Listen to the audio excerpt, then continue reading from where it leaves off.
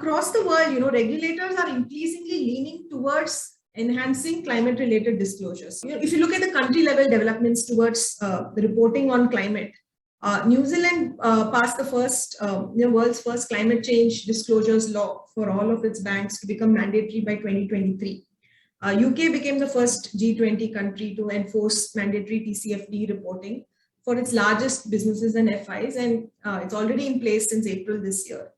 So many other countries, like Switzerland, France, China, Canada, so they followed suit, with plans of, integrating climate as a very important factor when you disclose. So banks will therefore need to shift course, to align to these requirements, and that could be faster than anticipated.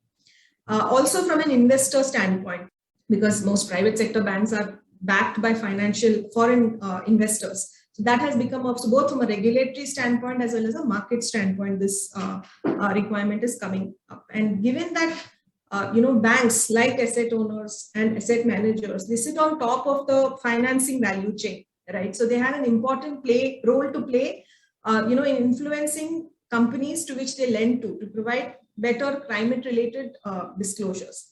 And that means that banks will not only need to report on climate and ESG, etc., of their own operations, but also needs to, start looking at financed emissions, which is basically the information pertaining to their loan portfolios.